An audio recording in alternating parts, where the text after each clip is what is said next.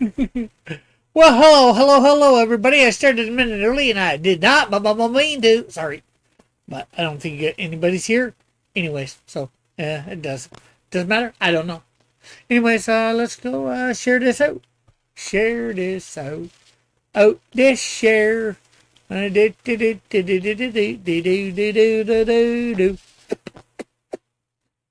Pop goes the weasel all around the mulberry bush.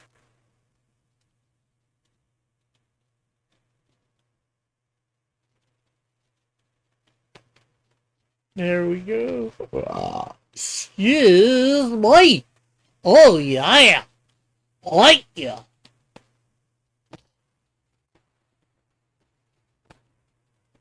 There we go. Another one done. Leave. And I guess we'll grab that. And then we will put this in our Discord.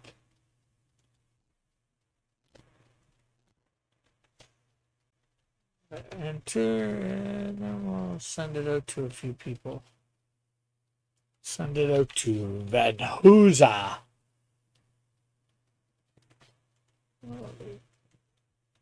Wahoo. Lit. Alpha. There we go.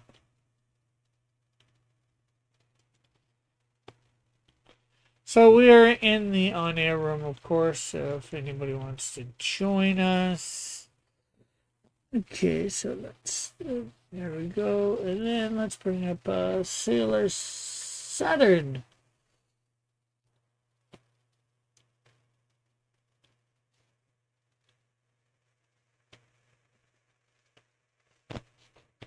Okay, so I got a few pictures of her here. Go, go, Saturn girl. Go, go, Saturn girl.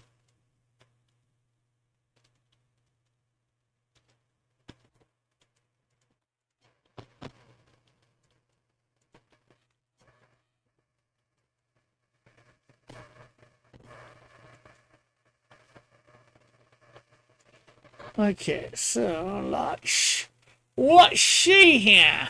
Yeah.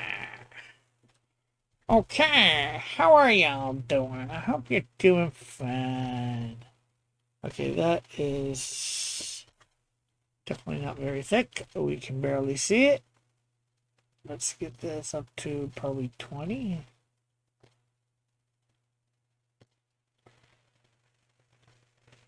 Yeah, I can see it a little bit now. But I know nothing about this character, so I don't know what I want to do. Oh, what should I do? Oh, da da da da.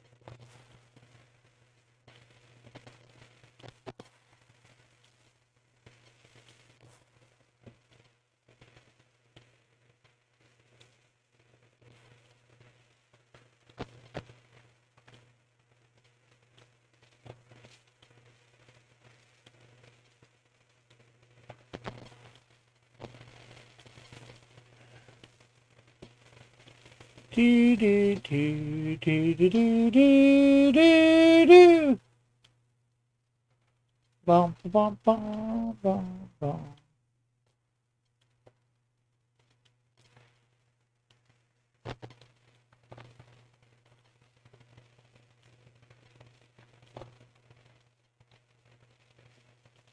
Dun, dun, da, da, da, da.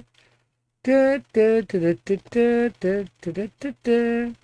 Skidamarinky dinky ding, skidamarinky doo.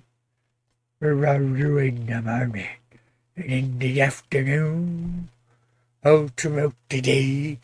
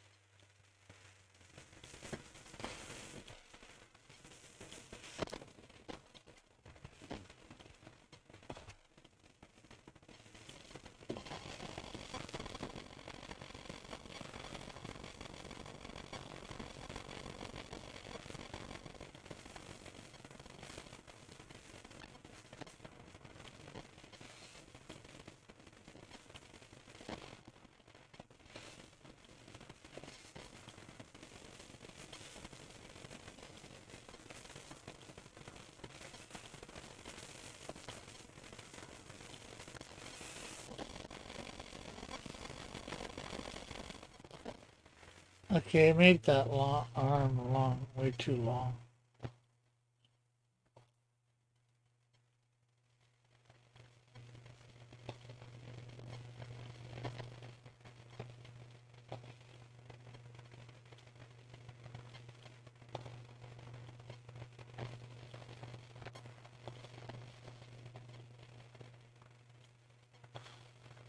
Yes, I will want this stuff to be there.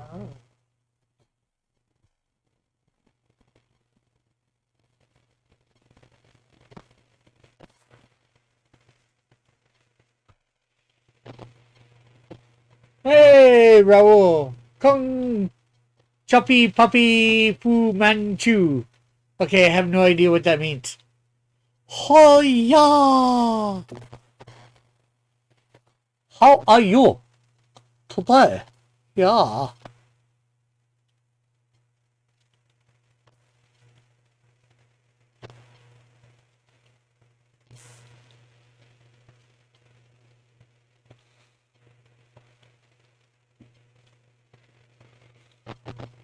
You coming on, Raul?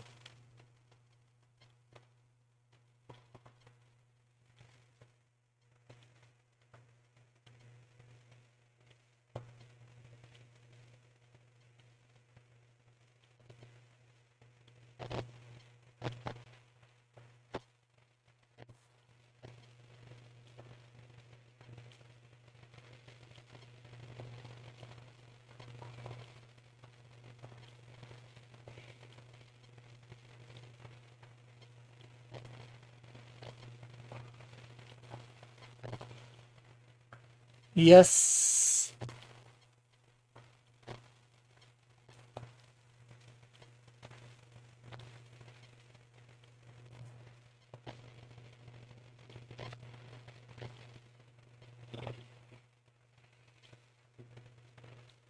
Yes, Papa Rick. Papa Rick.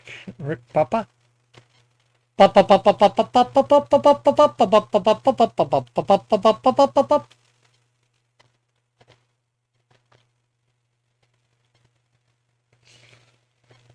Yeah, what the heck?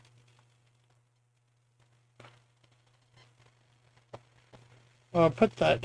Let's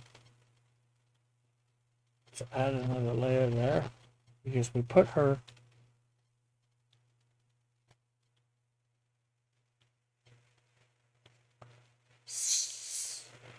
Stuff on the wrong layer. Okay, so there we go.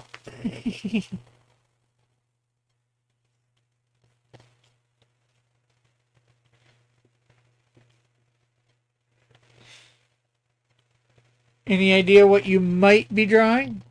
Precisely.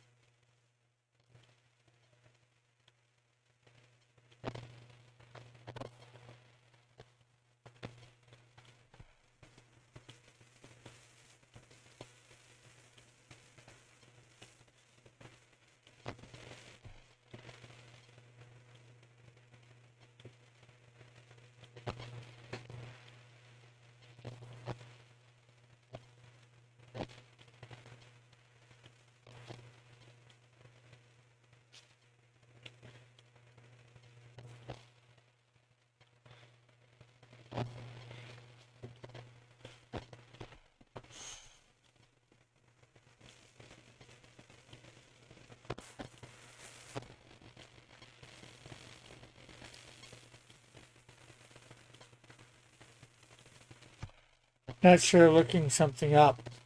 Okay, cool.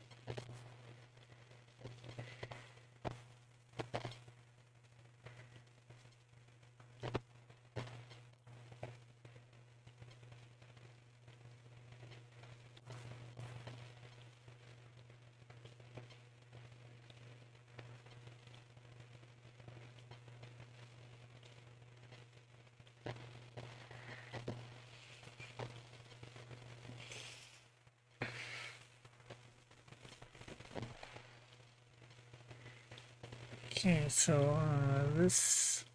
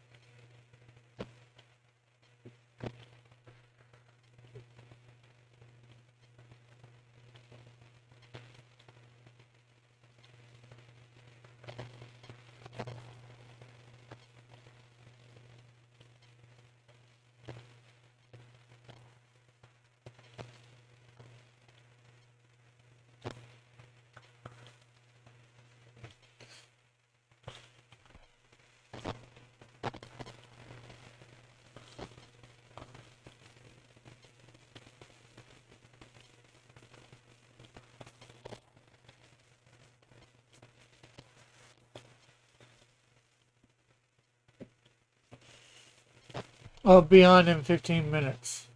Okie dokie, Smokey. Don't have a toki.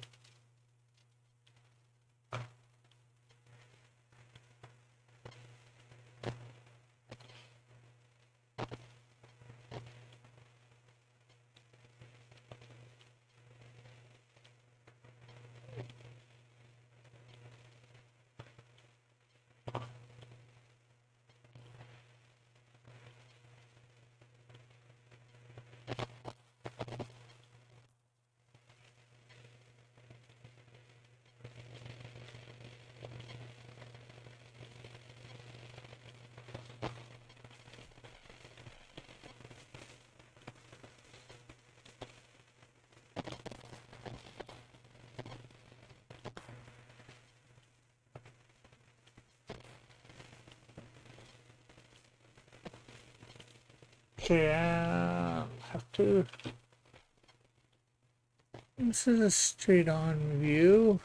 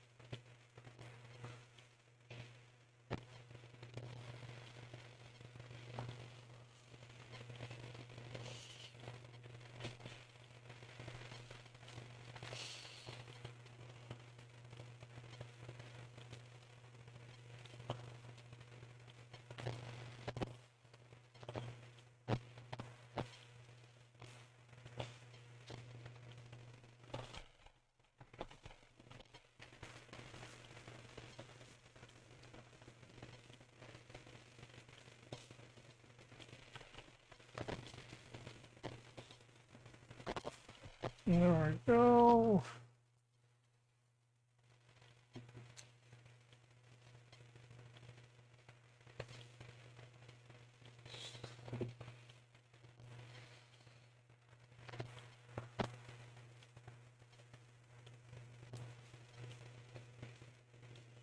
Hey, Chozo, how are you?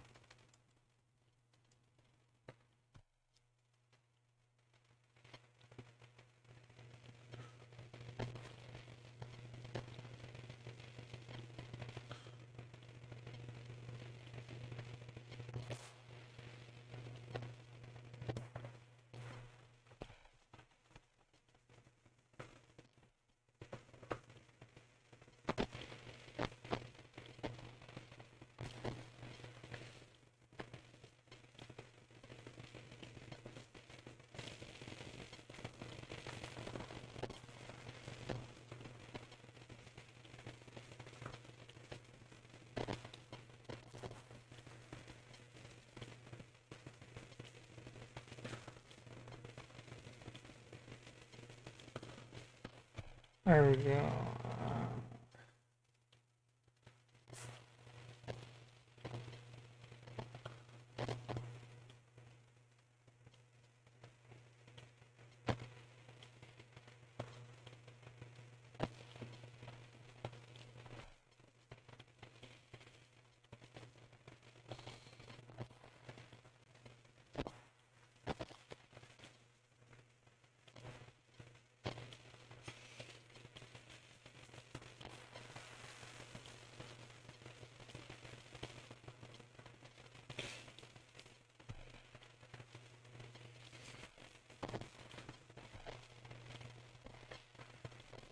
Okay, so we got to correct the one arm, and you know what? We might bring this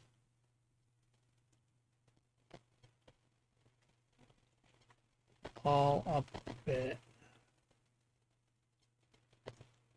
so we can get a little bit more of her legs in.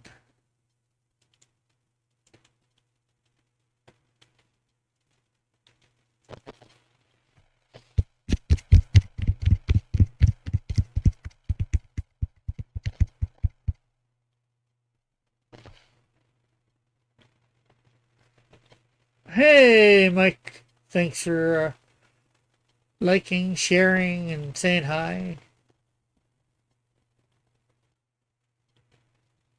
Okay, so we'll take that layer away.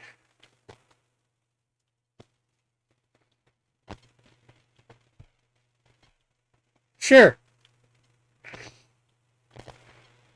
I guess so.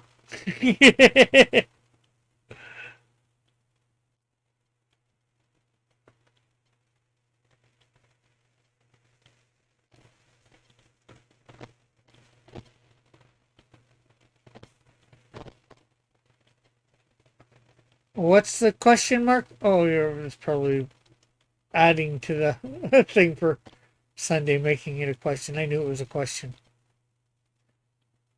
I don't question it.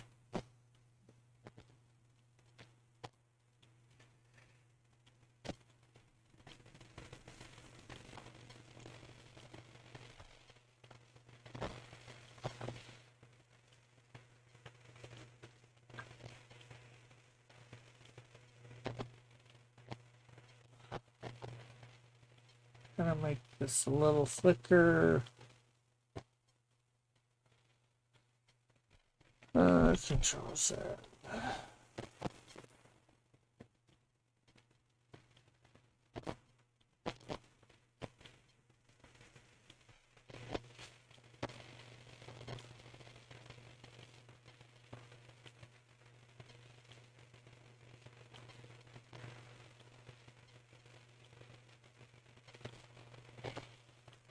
The question is, everybody here ready for Thursday? Thursday. It's 90s manga silhouettes. Will you be able to recognize them? I don't know. How can I tell?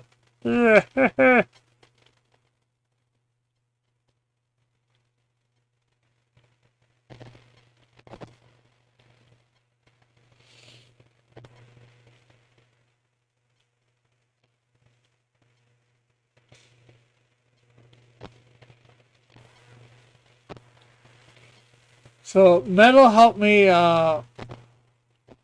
get them, or more accurately, Metal got them for me, or told me the names, and then I looked up. I got the pictures.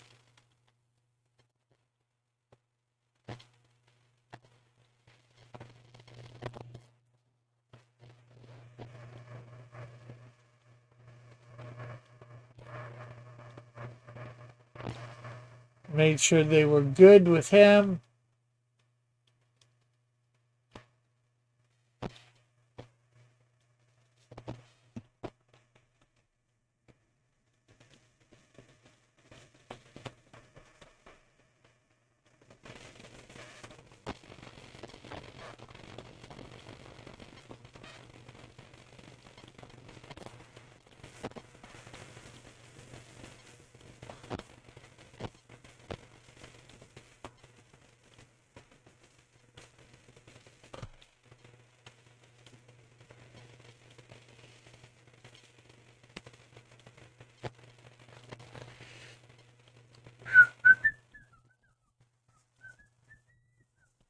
The monkey.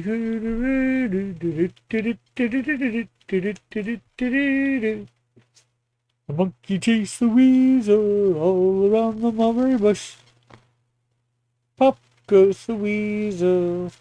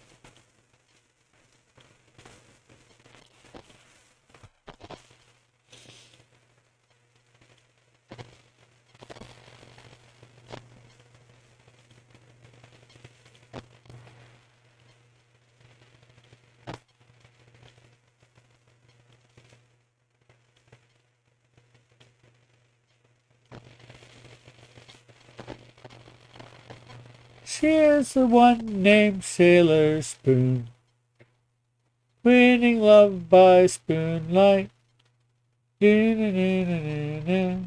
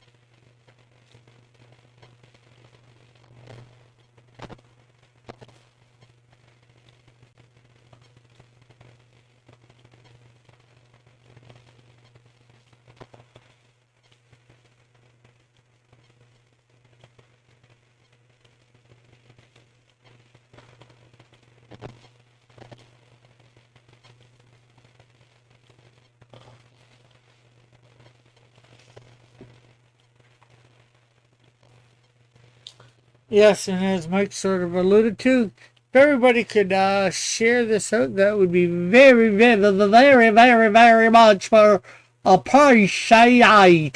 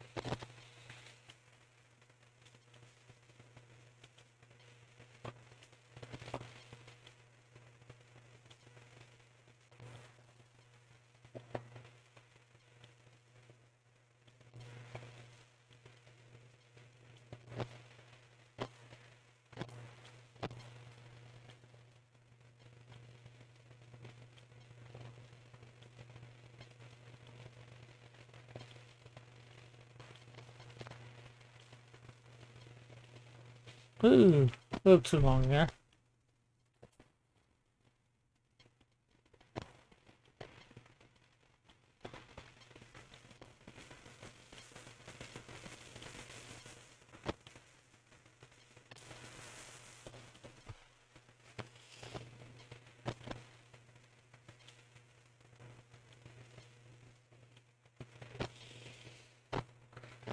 Raining love by spoonlight.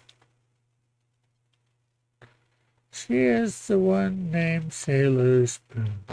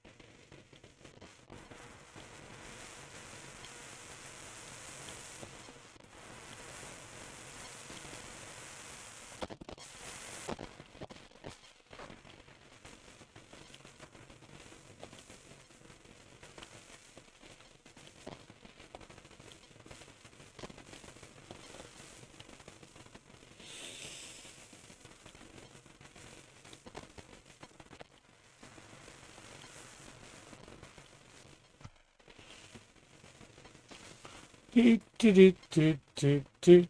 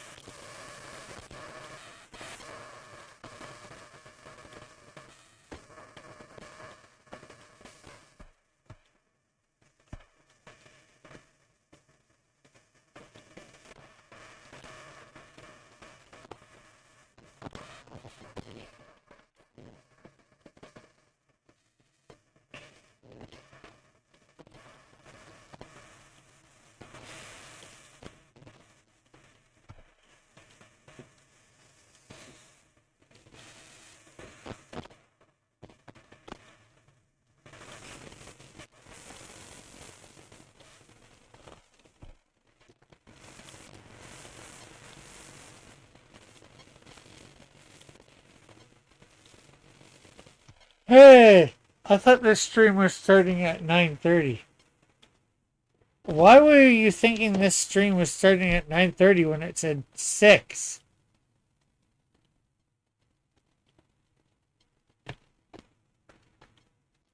Well, probably said 5 for you.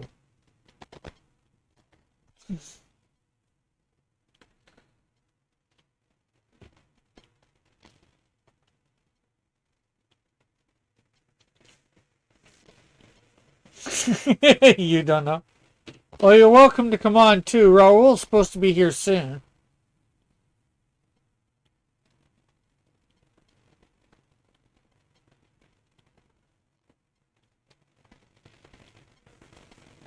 Are you eating? No. Well, Fitz, probably once I do that, it looks a little better. But I have the underlining part of what I was doing underneath.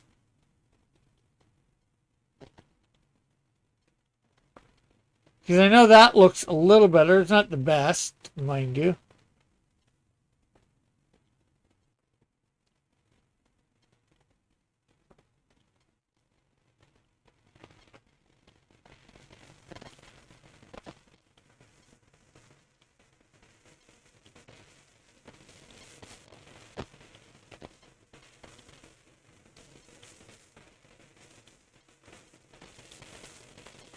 Well, maybe I'll do another round and improve upon it even more. I don't know.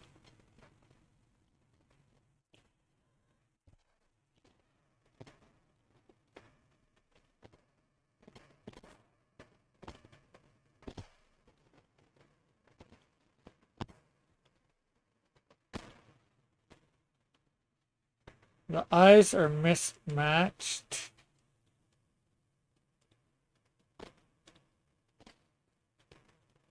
Yeah, one's a little bigger than the other.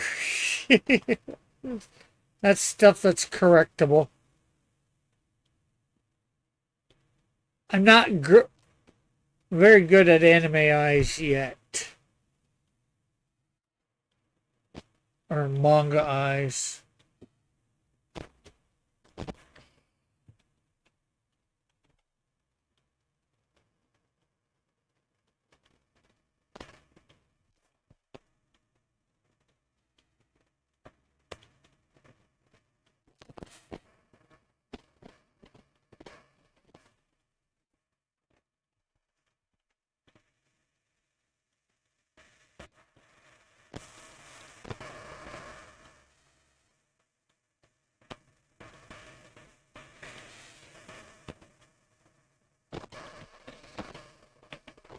You know what? I'm going to do this there.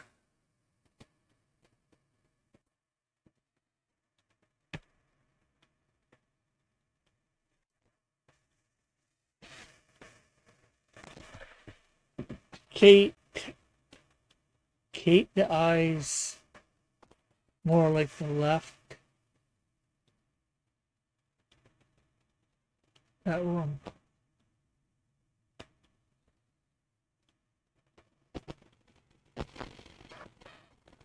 Oh, right now I'm trying to I'm trying to improve everything on this drawing. I do.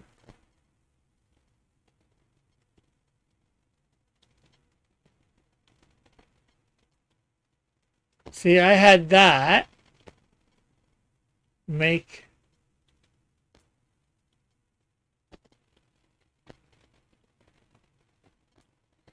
I had that at first. And then I sort of had that without the costume. And, well, I have this now. That looks better than that. So, I go in stages. I learn correcting things along the way, like that eye.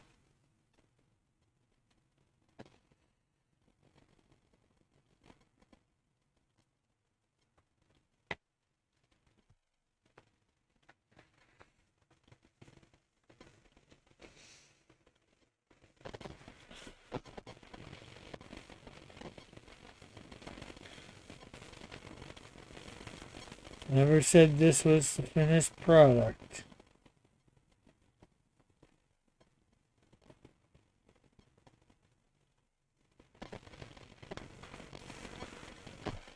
However, Raul will get on here and make me look incompetent. Yeah.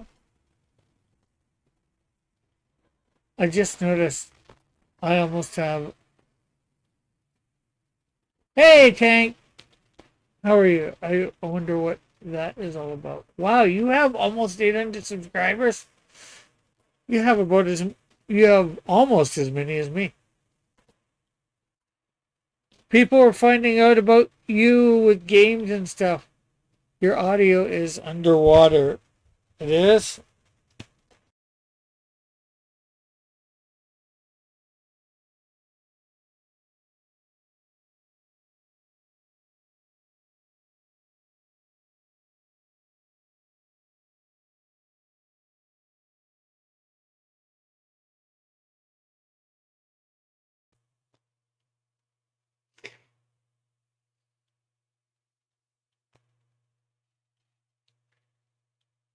Either that or you're hearing the static. I gotta do something about it so it's not going through my. I'll try to get 900 by the end of the year. Now, no audio. What?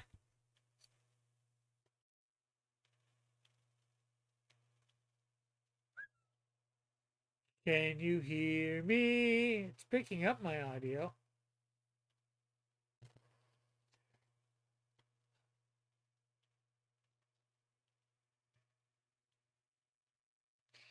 Hey, Tank, if you want to come on, the funny thing is when I started posting again, people are going to go, why am I subscribed to this guy again? And then subscribe. Let's hope not. Hey, Tank. Uh, Alpha Proto here is doing Snowdrift number 2.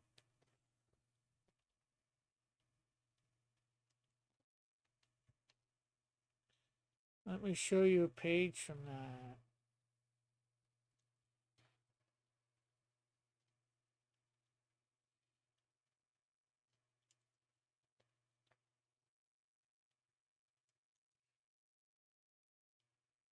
Here's page 1. And I've actually started coloring it. And there's that.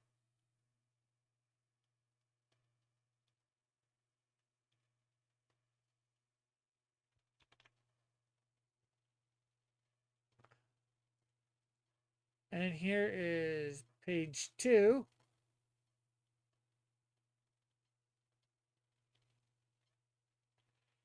Which I've colored. Well, I still got it more to do. I got shading and lighting.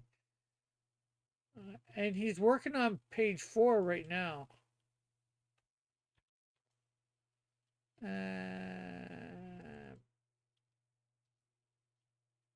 Page 3.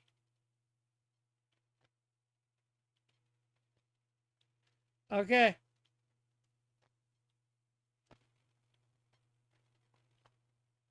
Bits. Thank you. Thank you. Thank you very much. How is page 4 coming, Alpha?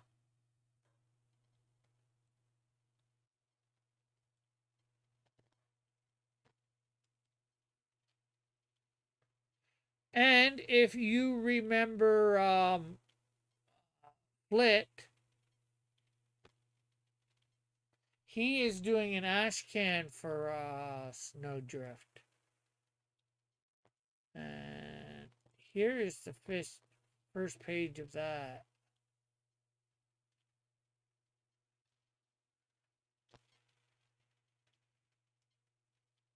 I'm looking at it now.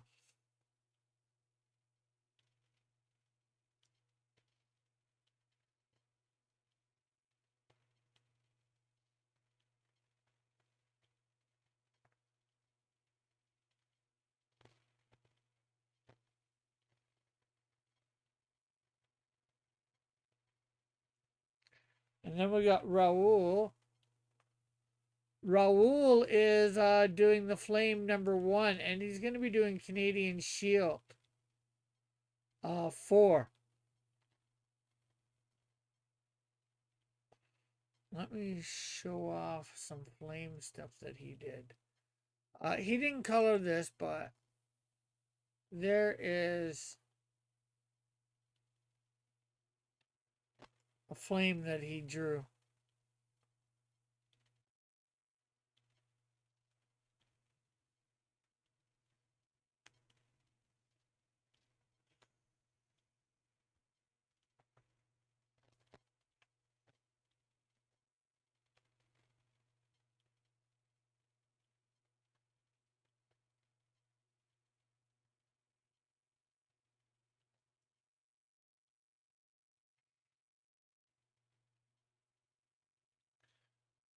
Uh,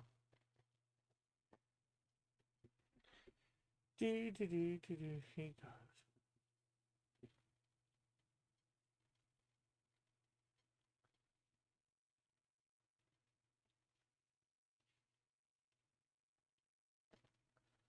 Uh, Let me get. I think he put the row.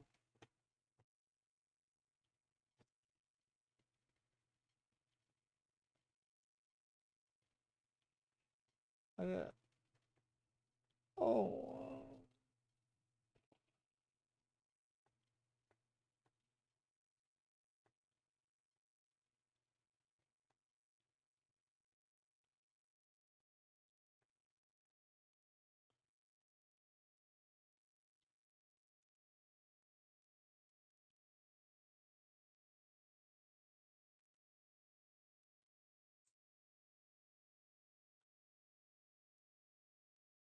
Do, do, do, do, do, do.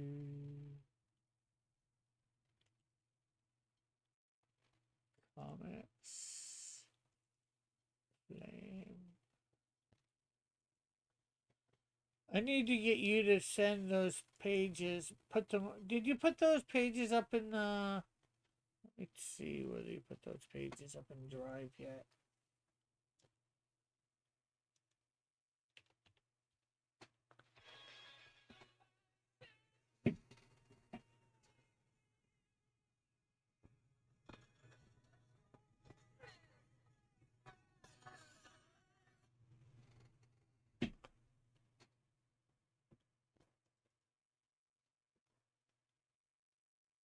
Oh yeah, he did.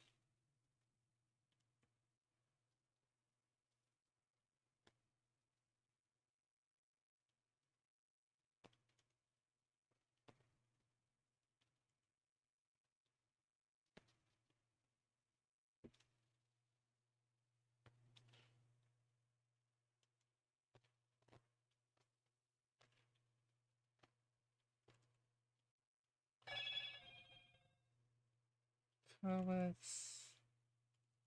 Flame one.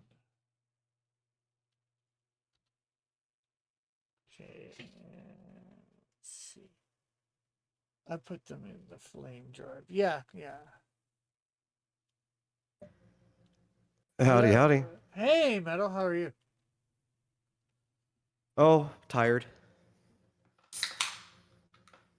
Oh, I did a truck run you over? Oh, no, I wish. Then I wouldn't have to deal with any of this.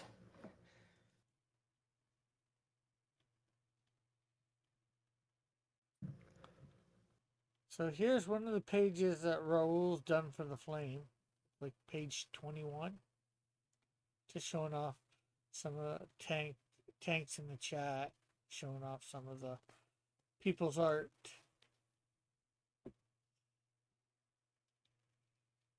He just cracked open a cold one. Yeah, cold Pepsi, I believe, or Coke. It's not even cold. Room temperature.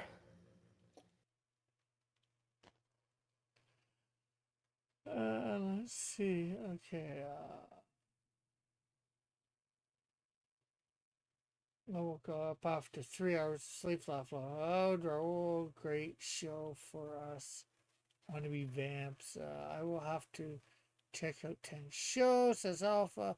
Tank says, I keep dreaming about the game I'm making. Laugh out loud. It's good, Proto, says Raul. Laugh, girls, and cheers, says Raul. Tanks, I've been doing a heavily modded Skyrim playroom with fan service. Yes, boss, says Raul to somebody. Tank says, I put a legit skirt on my character and viewership dropped. Message received. Laugh out loud.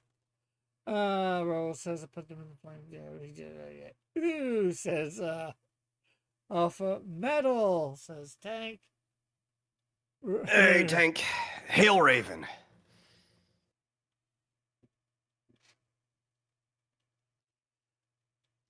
And Alpha then says, room temperature? And Tank says, this drops tomorrow afternoon, Cross Comics exclusive.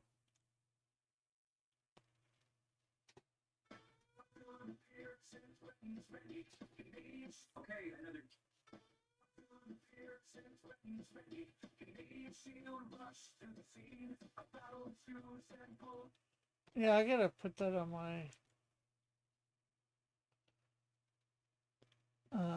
thing. That's him. He drawing the Canadian shield and Kraken. He really got Kraken on it.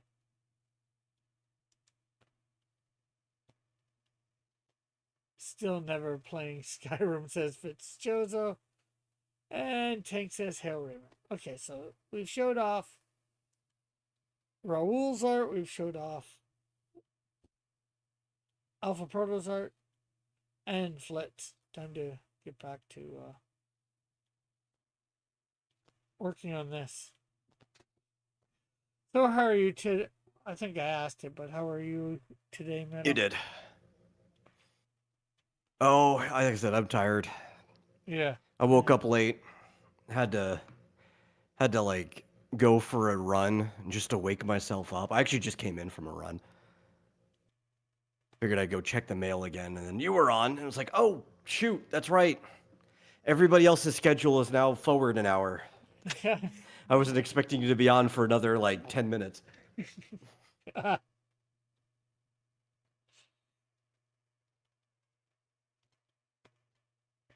then you decided to jump on, eh?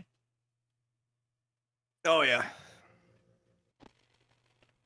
And people, Metal will be an extra special co-host on Thursday when we do 90s manga / anime characters. Oh, I picked some fun ones. Yeah. Okay, thanks. Tank says I'll send you a Google Drive link with the video so you can upload it to your channel. Tank says, I gotta bounce. Like, share, and stay magnificent, everybody. Yeah, definitely. And a sweating icon from Alpha saying, Metal never plays. Never have, never will. But I'm glad to help out. Why is it you never play? You think you'll beat everybody? Right? No, absolutely not. Yeah, there's so many of them I don't know. What are you talking about? I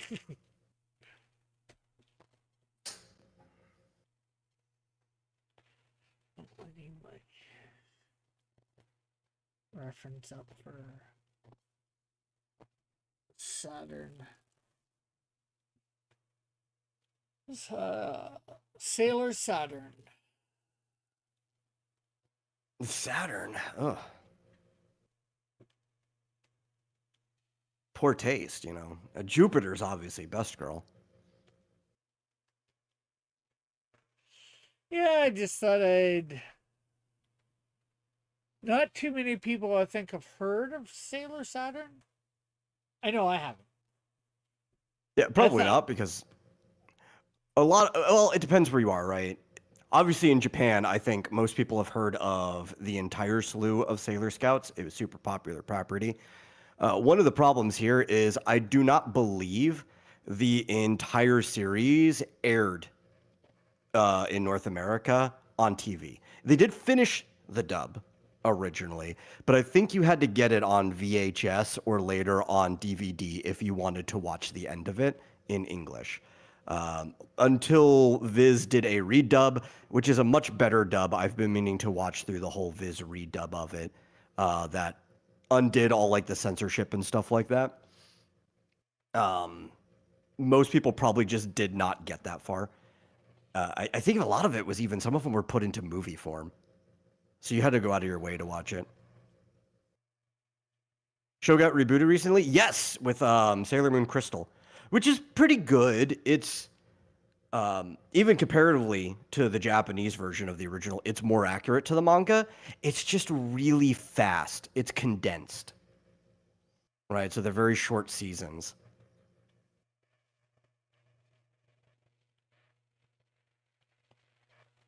and he says that he thinks it's on Netflix. Yeah, but like I said, I just looked up for Sailor Moon characters. I thought I'd do a Sailor Moon character today. Something, a property everybody knows, and then Yeah. I wanted to do I. a more unknown character from it. Mm-hmm. But I agree with Alpha. I like the '90s art style more. Uh, I don't know, like, because they were trying to lean in to some of the creator style with Crystal, but the '90s version already was capturing her style. Um, the actual manga, if you read, it's a little in between both of the series, and I just think overall the '90s one looks better. But if you want something that has like no filler and is directly accurate to the series in manga form, then the new one is technically better for that. It's just so short. They condensed some of the stories together. Even like it should have been longer. Even cutting the filler out is basically all I'm saying. He says he's not a fan of the new show style, art style.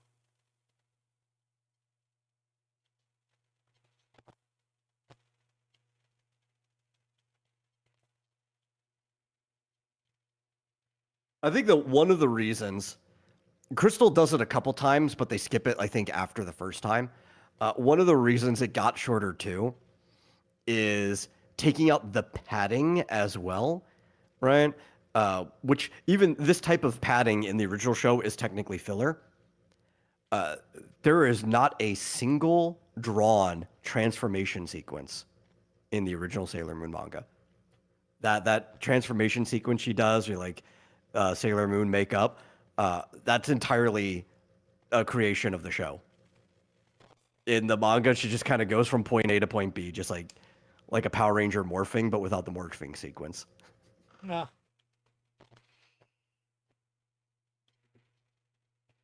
But think of how much animation time you can save by padding it out, by running that transformation every single time, and you only have to really change the animation for it if there's either a new character transforming or they get a new transformation, right? Because you have to change how the clothes come on in the sequence. But like per season, you could just use the same one over and over again. Alpha says that transformation is iconic. I used to look forward to it. I think It yeah, is. it is. I was gonna say I think you could get sick of it after a while, but I don't think I ever got sick of He-Man. So Well, I think you could get sick of it if you were binging the series. Hi, But if everybody. you were watching it week by week, it's like you only saw the transformation once that week. yeah, Um, and hey, if but it shows up, I was shocked to learn. I'm shocked to learn that Sailor Moon manga didn't have any transformation sequences, and that's what Magic Girl shows are known for. I mean, she did transform. There's just no drawn sequence. It was like a flash, you know. Yeah. No. Kind of like how. Yeah, I know. But the thing is, the thing is, magical girls are so known for that magical girl transformation sequences that like even when I wanted to do that magical girl killing project, witch hunters, I was going to have that. I was going to have a scene which the main characters escape during the transformation sequence. Oh yeah, no. Listen, I when I did Bodacious Bikini Battle Babes of Brutus Bay, I drew a 3-page or almost 4-page transformation sequence for the character. But when you actually read the manga for most magical girls, at best you'll get a couple panels or so for a transformation sequence. Mhm. Most Mm. of like all the iconic ones are the animation studios taking like what couple panels there are and putting like a long drawn out whimsical transformation sequence uh, because it looks good. I mean that's one reason to do it. Two, it's padding, you can reuse it. And three, they know that the core audience likes it. Yeah, because I was literally going to have main characters escape during the transformation sequences while the magic girls are hunting them. Yeah. That's that. Oh, if I do any more Bikini Battle Babes, I'm not doing transformation sequences in the rest of them. Like, if you want to Yeah, know how the transformation sequence looks, you could just go read the first short. yeah. I still never watched all Sailor Moon. It's not. But then again, it's not really meant to be binged. It's kind of like an episodic show.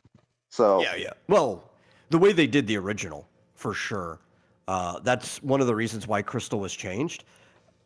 Because it is Monster of the Week, but it was still more of like a straight linear narrative Monster of the Week when you read the manga. And Crystal kind of fixed it back to that. There was a lot mhm. of shows where the comic did have a Monster of the Week format because they were having to write the manga as they were going, but a lot of the mangaka were doing like this longer narrative through it. But then when it hit to like animation adaptation, they would lean even more into that episodic format and change it for Okay, syndication.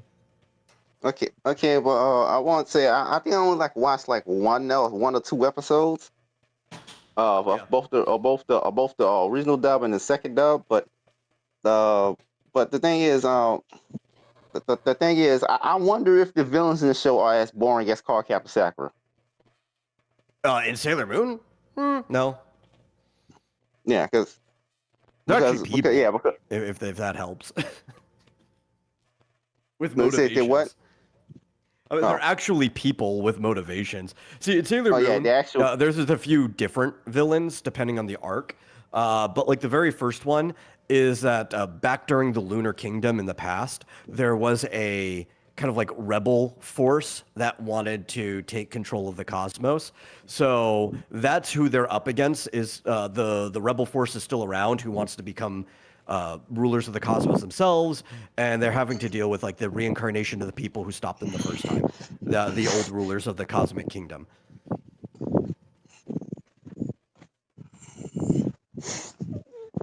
I didn't know because they actually because apparently they're actually characters. Because the problem I had with Card Captor Sakura is I got bored very quickly because she's not going up against actual characters. Okay, So I'm like, not your cup of tea. so just it's very boring. Very like I'm watching. I'm watching a show about this little girl fighting elemental abominations or embodiments of things that don't mean anything. Like, huh? It's, like it's so boring. To you. Hey, Flit! Flit's here in the chat. Welcome. Alpha says, in the manga or comics, transformations just need to be a good splash page. Yep. Also, Raul's here in the back if you want to put him on screen. Oh, okay. He's been here for like a good few minutes. Okay, so let me come in here. I figured I should say something because he's not going to. He's going to be zoned in drawn. Well, eventually he will actually say something in the conversation, but Yeah. other than that, But hey, Flit, Hail Raven. Oh, I wanted to get my chin waxed. I just want the mustache. I don't want any of the rest of the facial hair. I have like these whiskers wrong, something on my cheeks. Use a laser to close all your pores. There you go. Problem is, that type of thing is a semi-permanent solution, but the issue is not all your pores are even, and some of them will decide that, you know what, I'm just going to start regrowing hair anyway, and then it starts growing under the skin, and then you have ingrown hairs. Not a lot of them, but they will leave just like bumps on your face randomly. It's a coin flip, really.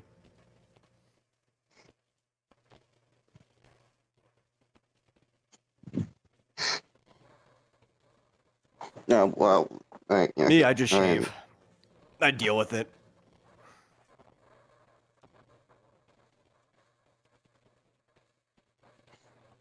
uh, like yeah, these are the like magic girl animes.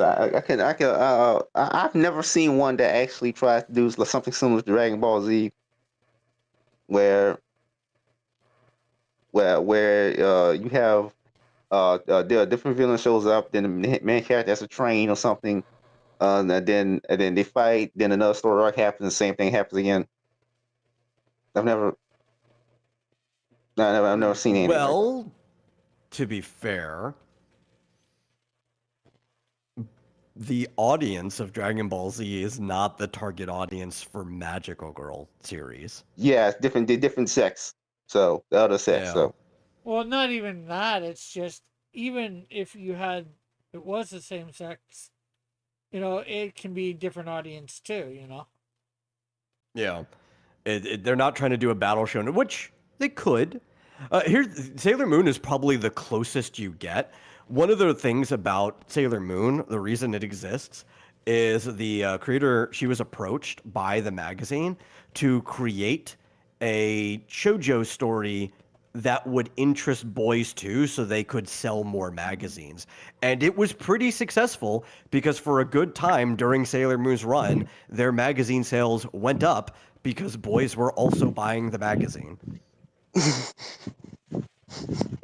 It's probably the oddball when it comes to like Magical Girl series in general, because it's still trying to appeal to the core demographic, but it's trying to move out of it. The way they did it was basically by making a Sentai team, right? Like Sailor Moon are basically Magical Girl Power Rangers. yeah, I know, right? I knew that already. I knew that influence was the same going in.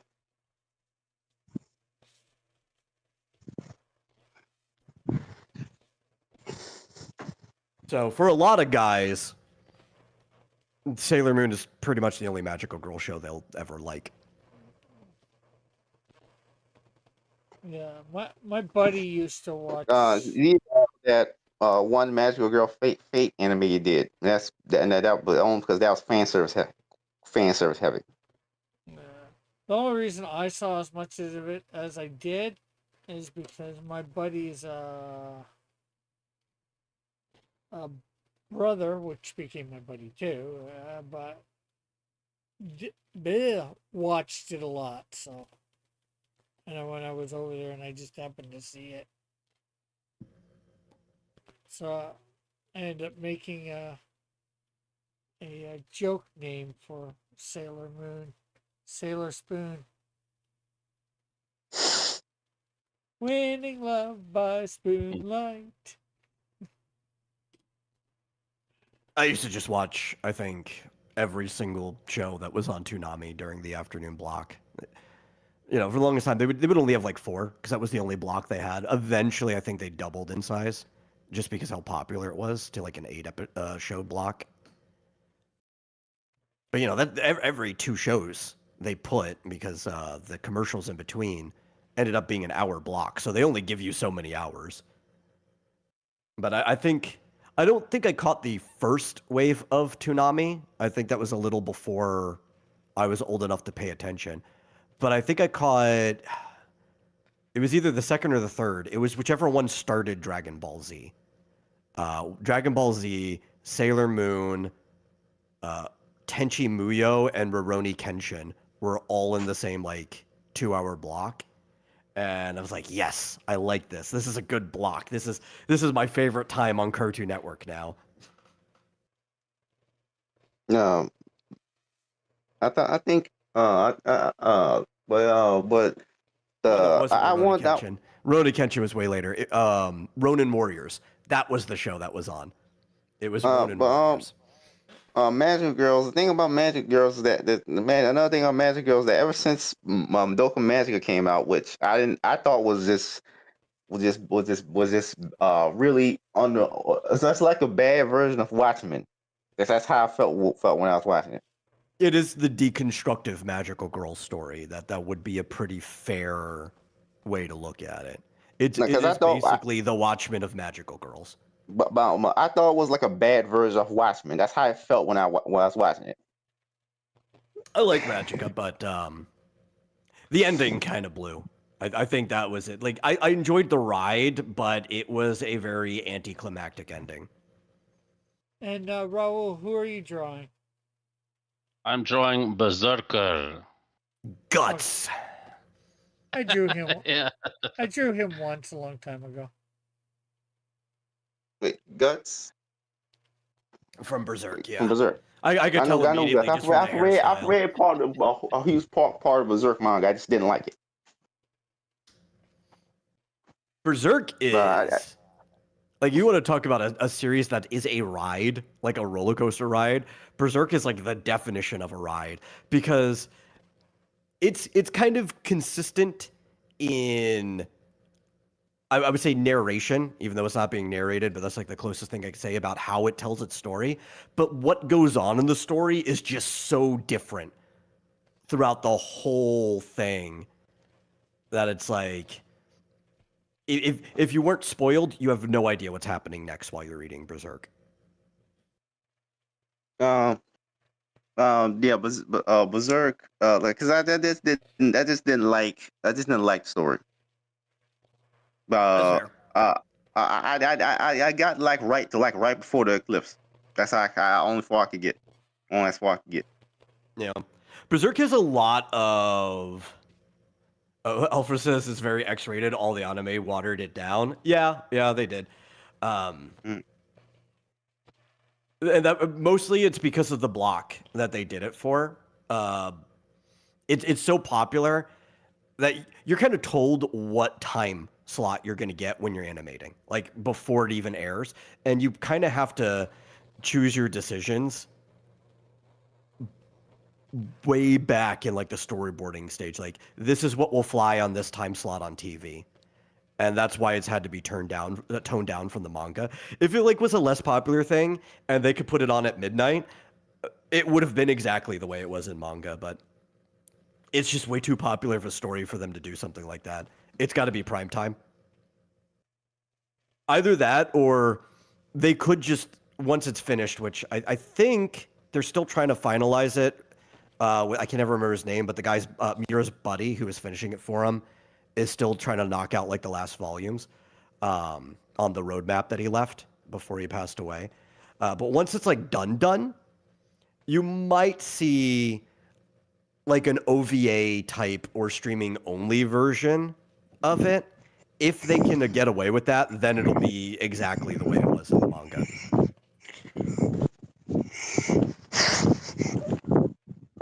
Yeah. But it's one of those ones. There's a lot of different filters in Berserk, right? A lot of them for different types of audience people who they might like one aspect of Berserk, but they don't like the other aspects, and then they kind of just check out at different points in the story. Though obviously Yeah, but I the biggest wasn't enjoying filter that is at that any point. it looks like a general fantasy up until the eclipse, and then it just completely changes. Because I wasn't enjoying it at any point. The closest I ever got to enjoying it was during the Black Swordsman arc, where where he has to fight where Guts has to fight this demon dude who eats people. Yeah. That was the Well, closest let's I be ever fair, got to him. Jozo, you don't enjoy much at all. I mean, I enjoy things. I mean, me, I don't enjoy much. I don't get it. I don't know. It's just every time you do talk about the things you enjoy, it's very few things. And I'm not trying to criticize that or anything. I'm just, if I pull up a random thing, I don't expect you to enjoy it. I mean, what anime do I like the most? I mean, I'm sure you probably should know by this point. Well, I know you like Monster, I know you like Full Metal Alchemist, and I know you like Made in Abyss. Those are like your top three. Mm. Uh, also like Odd Taxi. Right, Yes, you have brought that up Odd whole. Taxi a few times. Mm. I think I should Raul, probably re. I what's think I your should favorite probably anime? rewatch. My favorite anime. I like Fist of the North Star, and it's coming back on Prime. Based. Yeah, man. I Like love Golgo 13. Oh, Go 13 Hitman one who be gory Yeah, killing people and stuff. Yeah. yeah. That's a pretty racy anime, man. It's kind of adult. I was like, that's why I bought it when I was a kid. I was like, whoa, this is cool. 90s stuff, man. Like Akira, Ninja Scroll, Street Fighter. Mostly that stuff. Yeah, but Madhouse Studios. I love Madhouse. no, this has to be some other anime that I like. I don't like pretty much any isekai. In fact, I think it's that time I got reincarnated as a slime made me hate isekai more than anything else. To be fair, I don't like most isekai. I don't dislike it as a genre. I just think most of it's just churned out, you know? Mhm. Like, there's some good ones, even the better ones that you probably still wouldn't like, just because of the nature of the content in it, but a lot of them just, the quality of writing is also low, right? Like, I'm a big fan of Konosuba. I I think got Konosuba's bored. writing is really good. I got bored of ReZero halfway through for season one. I got bored because I felt like the story was just going in this weird direction. Yeah.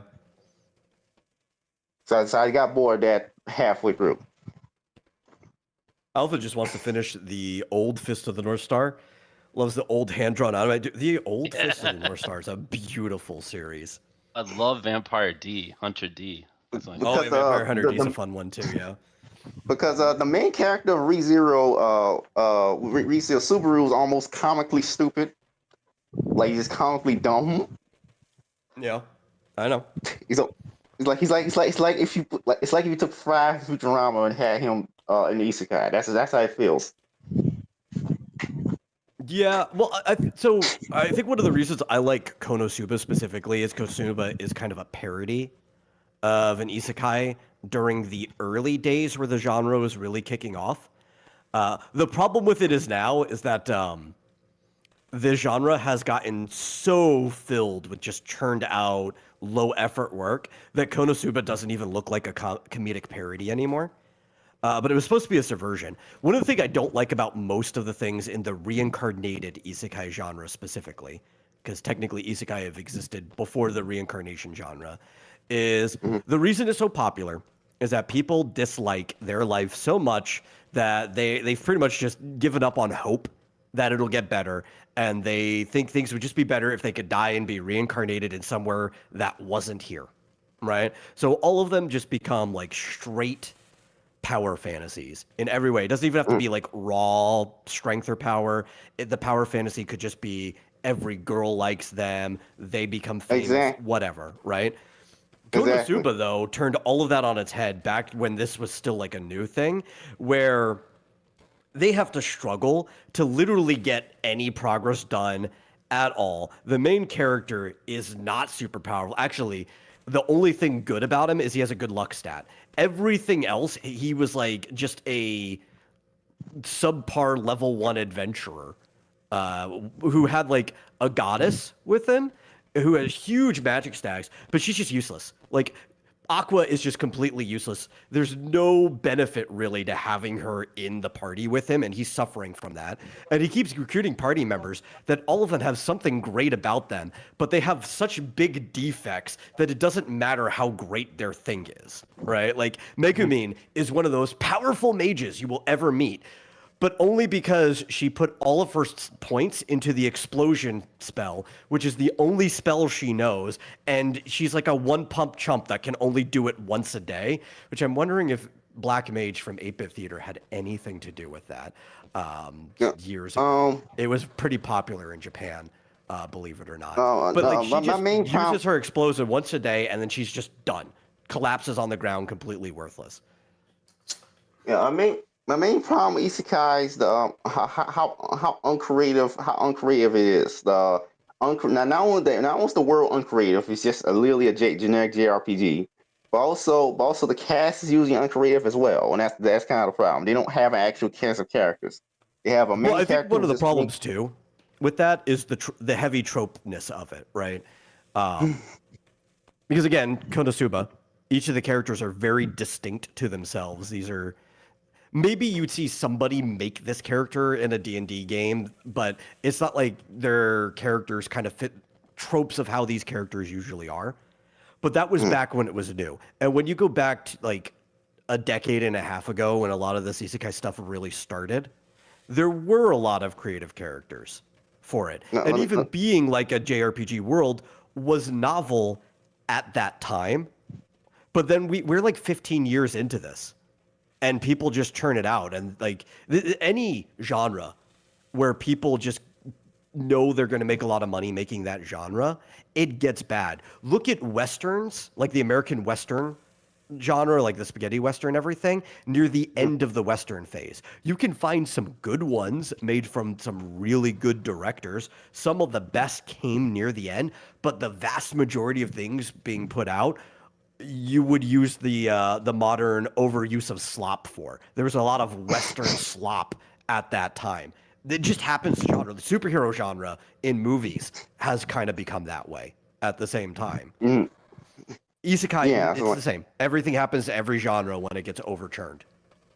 it's like yeah, because I've not seen the closest I've ever seen to good characters from isekai is ReZero, and even then, and even then, it's still not the best. It's still just ultimately a cast of cute girls. Flit says, where do But Canadians go when they get isekai'd? I'm not sure I understand that. I don't know. Have we ever had a Canadian Portal story? What is isekai portal stories or? Isekai literally just means another world. That's what it translates to. So it's a portal story.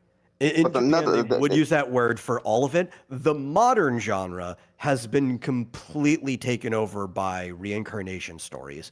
Like the joke that reincarnation Truck-kun is into going to kill you and then you're going to end up in another world. and it's always in the other world. Another world is always this JRPG cliche world. Not Basically. always, but that is like I'll give you it's like 90% of the time. You don't have a world with any other that's built any differently than that most of the time. Like, can you name one? Yeah. I can only name one. I can Eminence only and name Shadows doesn't take place in a JRPG world. one. No Game No Life is the only one I can name, then that's like a game world, and that's a game obsessed world. And I get why it happens like this, and it's just because of how popular video games are.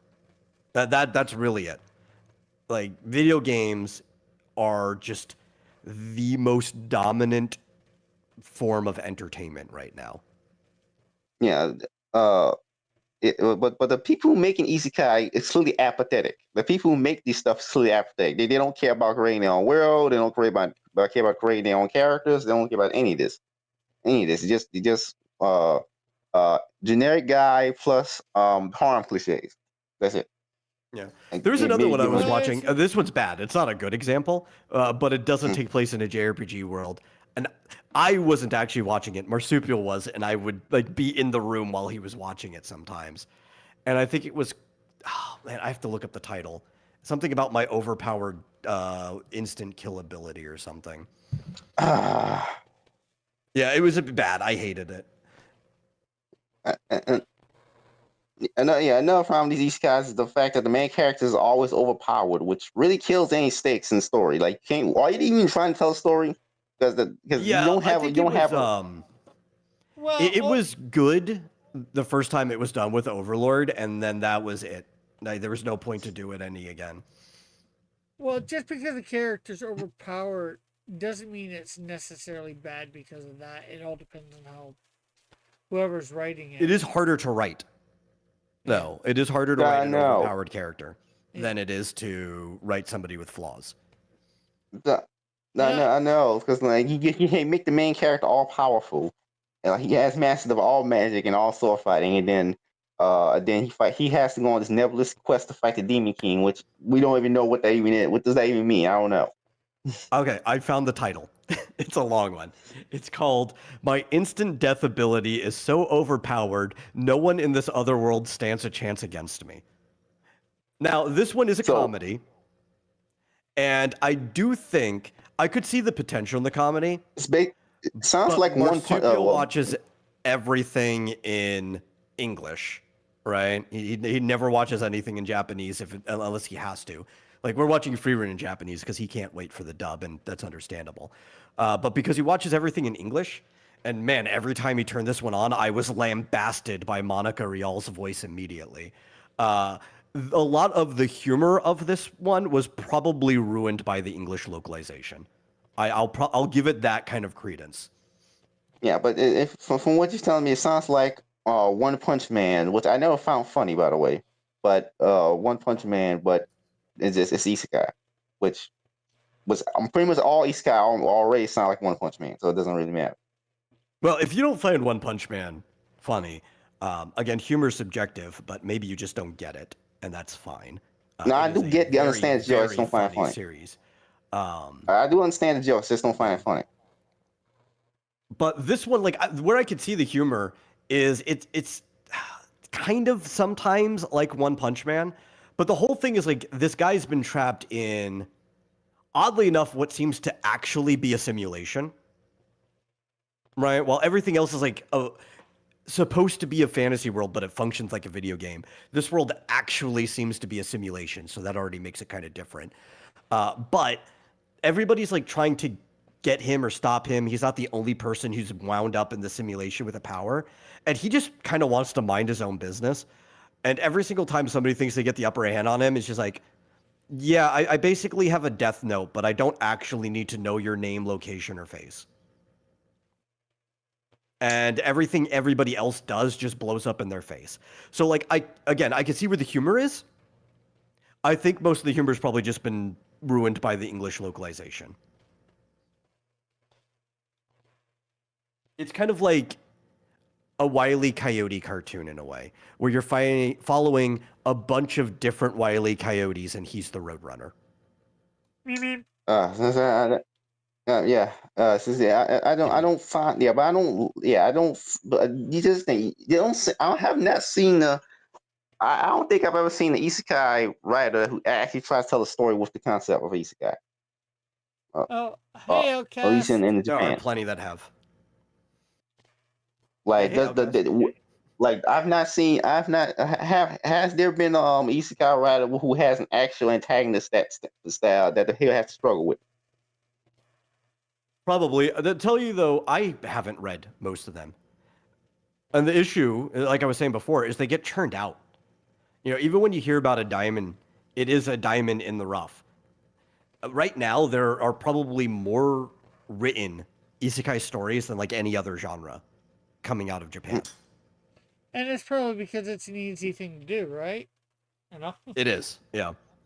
Because you don't have to you only have to use any creative bones at all. Just you just have to think of names to stick onto your archetypes.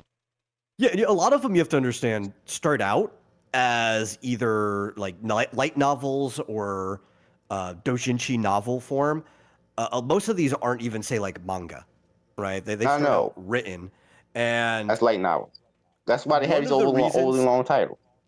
well, they're not all light novels. Light novel is like the equivalent of a pulp like chapter. The light novels specifically are done one chapter published at a time, similar to like you could put in a magazine, but they have web novels now. That's an option for you, as opposed to some people also just do straight full trade paperback publications. Those technically would not be light novels, which is why I included them in the category.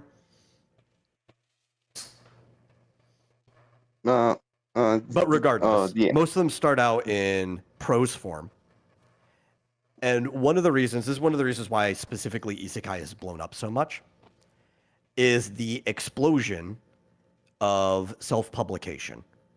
Happens to occur around the same time that this genre was really starting to kick up. And now everybody can do their little equivalent of like a Mary Sue story. Exactly. You have these weird horny shows like Jobless Reincarnation and what else? And Bahaneko, which I don't know if you would consider that reincarnation because it is a reincarnation, but it's in the same world. So yeah, well, it would be reincarnation. It just wouldn't be isekai. Yeah. Raul says he'd be right back. Yeah. He wrote it on the screen. Here's a question. Mhm. Could Canadian Shield be considered an isekai, or however you pronounce that word?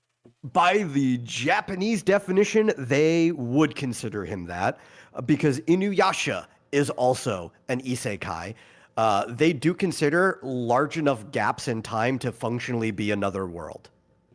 So he has been taken from his time and moved into a strange world that he doesn't understand. Though that's why a large enough time period gap can be another world, because it's just a fish out of water story. All Portal stories are a version of the fish out of water story.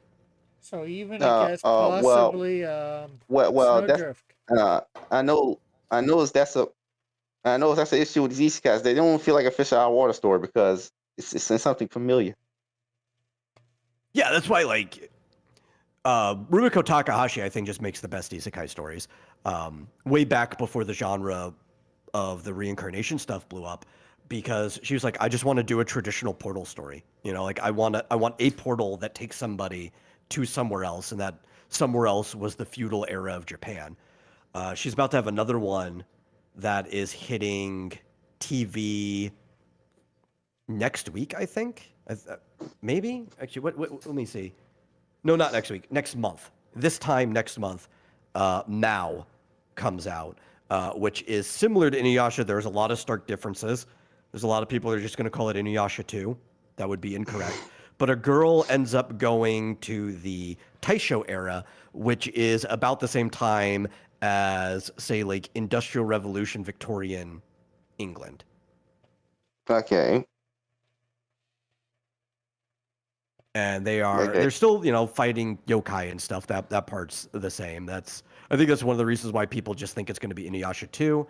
One of the big differences, though, that the main character herself has the demon's curse as well. So she has powers and stuff that she has to learn how to control.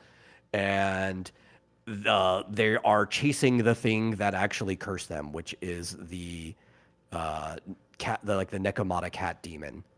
Which is this just huge, big-headed cat that they're trying to basically kill to free themselves from the curse and go back to being normal people.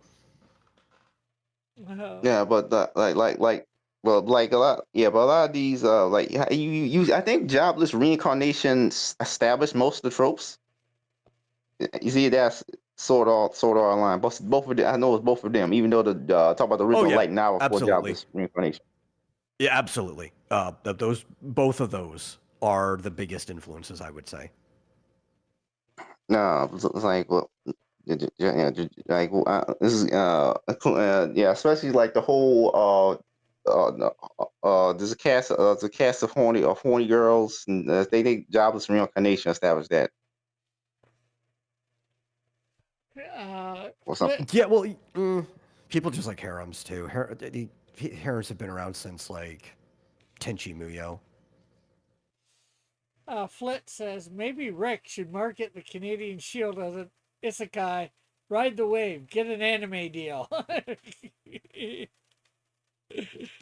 Yes, yeah, yes. yeah, Reformat yeah. Canadian Shield as a The manga. reason why I don't think you could make that market though is the appeal to the Portal story is that it's happening in a strange land. They would probably have a different name for if somebody from a strange land was brought here. I would think it'd probably be more like a reverse isekai, right? There are Because a couple. There Canadian are couples Shield like is that. taking. Like Oh yeah, there are. the, the You have a Devil's a different part timer. name for it. Yeah, Devil Part Uh, Timer is also a reverse isekai. Miss Kobe. Uh, I don't know what you count Miss Kobayashi's Dragon Mages because the no, dragon's not the main that character. one's just. It's also just fantasy. Technically, the dragons just kind of exist in a fantasy version of the same world and come to their world, but it's not considered different worlds or anything. It's more like the unseen part of the world they live in. I thought I thought it was a portal open and you got to travel between. It's complicated. It'd be like another complicated one is Burn the Witch, right? Where there is a mirror London. Like there is another world that they go to back and forth, but mirror London is just another version of London where fantasy things happen. So it's like, yeah, it's a portal story, but also it isn't a portal story. Uh, Flit says, but Canada is a strange fantasy land. Alpha says, indeed, It the is. Great White North.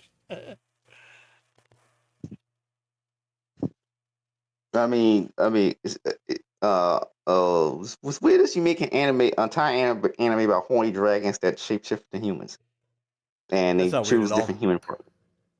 That's the whole premise. Because I was going to have a messed up Dragon Maid parody and Tiger Man, of course. Because I can easily do that because it's already involves the supernatural beings traveling between two different worlds. Well, you could do anything, but will you? That's the problem. Is like I'm not seeing anything.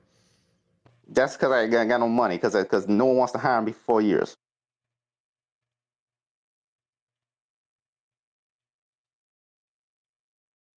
Anyway, so Canadian Shield is a reverse isekai because he goes from what would be considered the strange land to the readers that are reading it to the modern day. This would be like Blast from the Past, if you remember that movie. Well, probably an isekai for sure is Chronicles of Narnia. Yes, absolutely. That would fall into the category. Yeah. And it's probably the best isekai ever. At least one of them. You know, I could agree with that. The writing in Narnia is so strong. I don't think it will ever be seen as dated. like like none of those Japanese isekai can even match can even get close to Narnia in terms of quality. So mostly because the writer actually made his own setting. Well, I'm Instead of just also be you. real.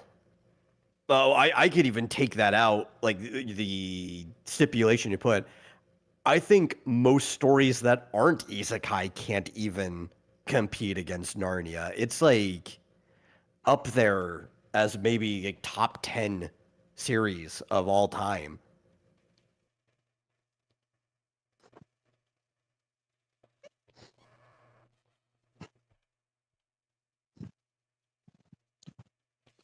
Yeah.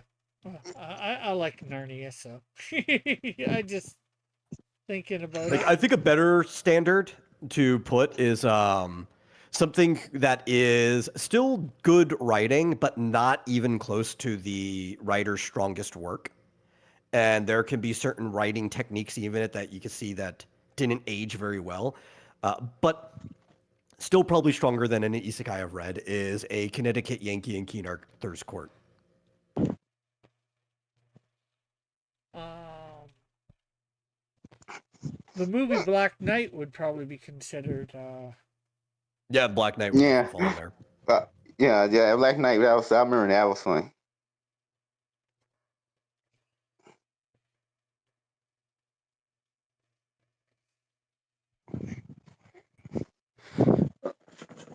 Um, uh, like it's like oh, but it's just weird how you have a entire genre of no creativity at all. It's weird, and it's almost insulting to me. Like you have no creativity at all. Like what the hell? Well, Like there's so many things. the thing is, you can make probably any genre formulaic like that if you Yeah. That's what I was trying to say before. Mm, so mm. if you can do if you can figure out the formula for that, like technically superhero genre is formulaic, like you have most of the time, like in Well, the reading. current modern day version of superhero story is no creativity. It's just to take the name of an established character and give it to a new character, Yeah, and that's it. Yeah. forget about that. But most of the time, what in reading comics over a lot of comics, I noticed the pattern. For this is what happens in, I'd say, probably 90% of superhero comics is that after somebody gets powers, they fight a bad guy, they lose, they figure out why they lost, they compensate for it, and then they fight the bad guy again and they win. Yeah, That's well, and also like, because you can get creative again. It goes through waves because like superhero or the cape comic as a genre has just been around for so many decades now, like almost a whole century, right? Where we're going back through some of that stuff with Mike, right? And you're going to see this in the Golden Age. You're going to see this in the Silver Age. You're going to see this in the Bronze Age. That you get like revival points where things start getting better, but then you get slumps again where things just become very generic and formulaic and trope heavy. And then there'll be another revival point where things get better. And then there's that. It goes in like that roller coaster wave formation. And you have tons of good examples and tons of bad examples because it's just been running for so long. yep. Like I could probably, just because of how many Cape comics there are, sheer quantity of Cape comics in the last century that have made, could probably find more bad Cape comics than bad isekai, but only just because of sheer quantity. Proportionately, probably And not. I think and even proportionally then isekai those probably has more, but it hasn't been around as long. but even then those bad cape comics still probably have more creativity than the more creativity individually than Some of them not uh at all. Some of them are like some of the least creative things you've ever picked up. I Yeah. know like all the Superman knockoffs in the 40s, like that for example. That's just yeah, Yeah. That's a perfect example of it. It's like something gets popular, everybody wants to cash in on it. They want to do their version, and most people, their version is just not fun or creative, or I would even say not creative, but not worth your time. Like they're not adding anything to it to warrant you to want to engage in theirs over the thing they're ripping off. the reason why Billy Batson stood out was because he had an entirely different origin. Well, they He's Yeah, he a all also, have. kid who had a magical girl transformation before magical girls were a thing.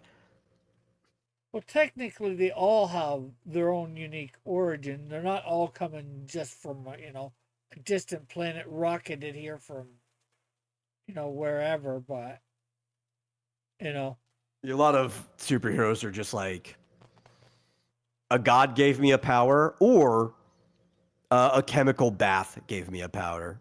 Yeah, mhm. that's most of them during that period specifically. Yeah, I got dipped in like Plastic Man. I got dipped into some chemicals and now I'm plastic. Um, on Flash too, the lightning struck a chemical shelf and then fell on him, and that's how Barry Allen got his power. But since I'm describing 98% of indie comics, yeah. But, you know, that is a good correlation, though. A lot of self published work just isn't that good. I'll give you two reasons for it, too, right? One reason, the person's not very experienced, right? You have to spend a lot of time doing something to get better at it. So a lot of people, they just jump in and they do something, which props to them for even doing something. I have mad respect for somebody who makes something bad versus somebody who doesn't make anything at all, right? At least you're out there starting the craft. The other reason, though, is that they may not care about the same things that we care about. A lot of people, they just want their story out, and that's fine, you know? But if you don't actually care about improving the craft or adding something or whatever, and he's like, I just really like Superman and I've always wanted to do my own Superman story, then you're just going to get whatever their own Superman story would have been with their character. You know? Yeah. And that's like the But I isekai think stuff. The same thing applies to the self-published isekai stuff. You know? I think the problem with me is that I'm a unique case in that I want to come up with different new concepts to play around with, which I think of a concept, but then I just try and write that as a story, which that's different. Yep. I mean, And Outcast says it perfect. There's nothing new under the sun. I know. Like, well, I know. Like my concept is not new. Like, it's pretty like Distortion is pretty much the Invisible Man. If Invisible Man was a good guy, and also was a CEO of a company. Flint says there's a harsher truth. Most people aren't that creative. That is true, but there are two aspects to creativity. One is like raw ingenuity, right? Where there are some people, just due to genetics and everything, just more creative than others. And a lot of people who were more creative than they are now got a lot of that beaten out of them when they were a kid, sadly enough, and it'll probably never come back. The other aspect, though, is there's a certain amount of creativity is, in fact, trade skill, right? You can be taught through habits to be more creative within a range, right? Everybody's kind of got like a range of how creative they can be, and most people aren't even at the upper end of their range. They're closer to the lower end, and you need to actually do practices to become more creative. It's like your vocabulary. Creativity in speech is defined based on the breadth of your vocabulary. And one of the best ways to increase that is by reading, writing, and especially the equivalent of leg day at the gym that almost nobody wants to do. But if you want better prose, you want more flowery dialogue and disposition, you need to do poetry. And people just don't want to spend the time doing poetry. But it's like that in art. If you want to be more creative in the way you do art, you need to study different aspects of art to train your brain to think in ways that you can be more creative with your art. And people don't want to do that. So that's why I started with the sad truth of like most people just aren't that skilled. Because by becoming more skilled, you can at least put yourself towards the higher range of your creativity. Yeah. I also, want to say, do you know Siegel and Schuster basically tried the idea I want to do with Goofanoid, back in the 40s? No, but I have not read everything that they've published. Siegel and Schuster made a comic in the 40s called Funny Man, which was a clown and he had joke gadgets. Oh, okay. So but Dear Goofanoid is not new. It's just I'm one of the few actually interested in doing that concept. Yeah. I don't understand how I don't understand how no one's else interested in that concept to even make it. Well, because most people don't live in your head. Thank God. But wait, because no one else. There are few characters that have that concept. Even and almost none of them are heroes.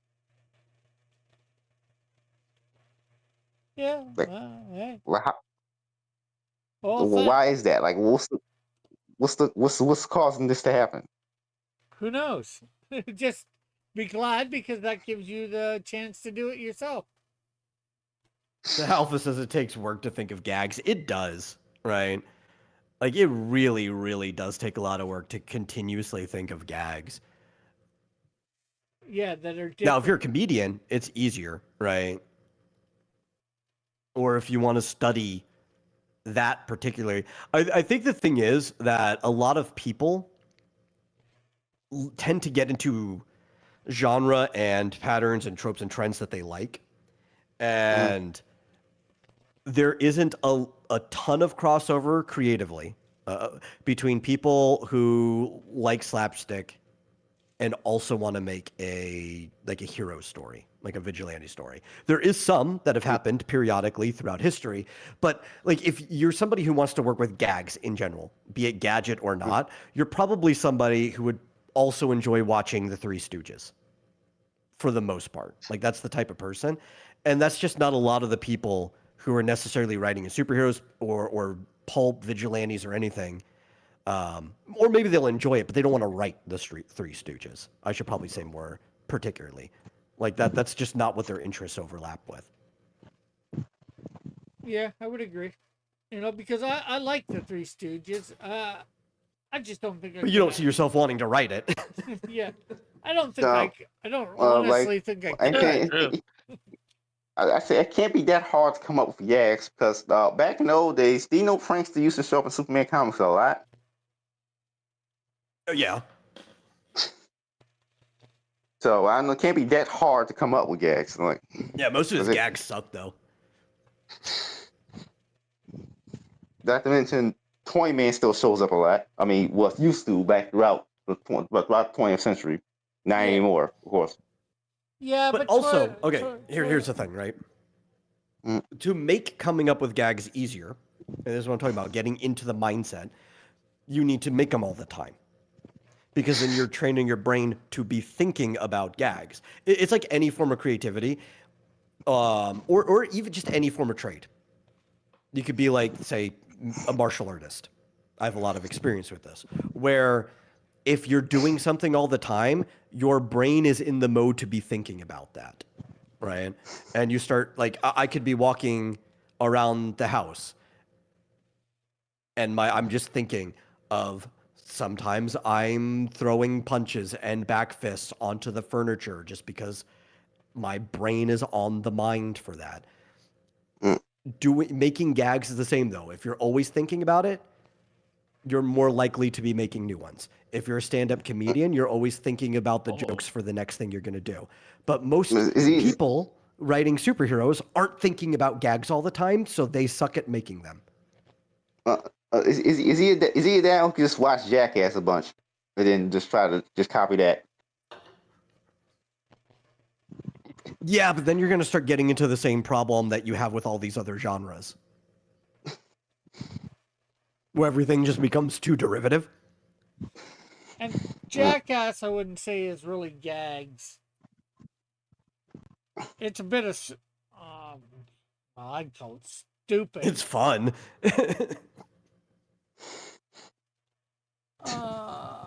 Alpha says it's I could think of about 4 good ones, but I would have to spread that out. When I ran out of gags, I would get stuck.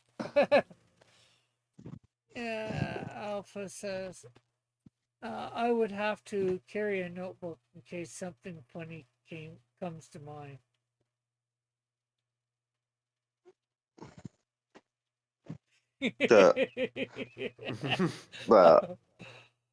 Flit says, I'm always thinking about women, but my life is still woman free. Explain that, you cat. Oh, that's because you're a coward. That's why.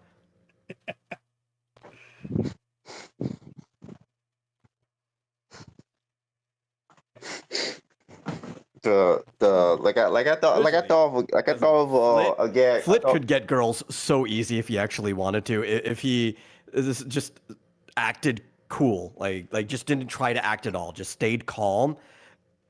His voice turns women swoon. I can imagine a gag where you have a bow and arrow, but the arrow is a firework.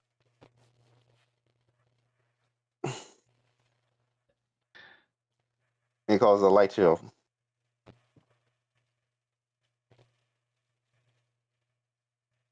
That's a form of distraction. I mean, that could be fun. I don't really think that's a gag, really, but you know, that could still be fun in a story. I think a gag has to have like a punchline to it, so that you could involve that in a gag, but it would have to go much further, right? Like the banana peel, the most classic gag that you really don't want to use because everybody's used it. But the punchline to it is that the person doesn't see it coming and they fall on their butt. So like you could use the firework as a distraction, but it's going to have to lead to something, right? Flint says, I've been found But out. then again, most people find my gags horrible. Like the flute that summons pigeons is pulling somebody.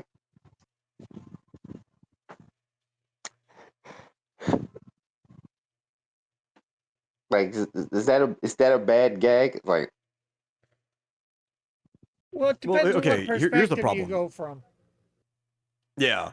And one of the things too about gags, it's like anything else, but comedy even more so is going to be how it's executed.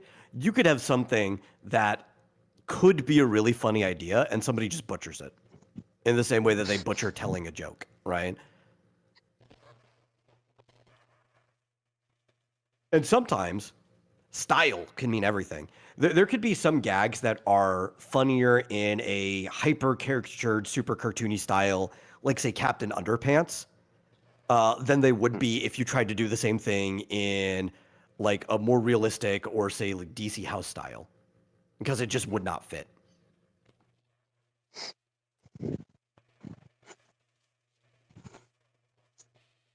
Yeah.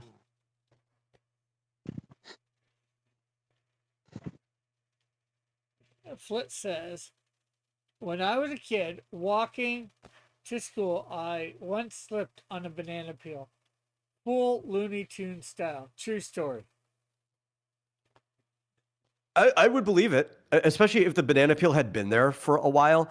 So the weird thing about the gag is if you try it, fresh banana peels aren't actually that slippery at all. Like if you just I know rotten took a ones banana are. off and put them down, yeah, as they start to actually ferment and the juices come out, then they become really slippery. So if it's browned a little bit before you stepped on it, totally, absolutely believe that happened.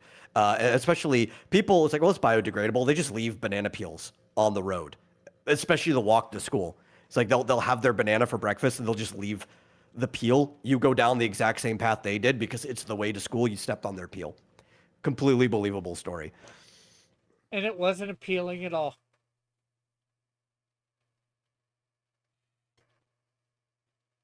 But a fresh banana peel actually has some grit to it. It's know. the opposite of slippery. It's like sugary sandpaper.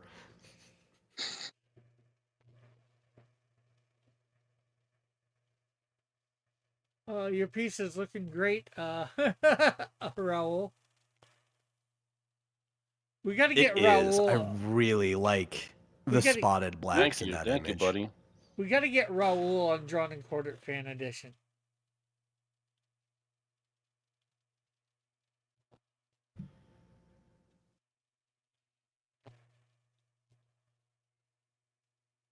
Instead, it had been there since the day before. He didn't see it. Yeah, oh yeah. If it had been there that long, it would definitely be super slippery. Oh, and night, Raul. Raul's taking off.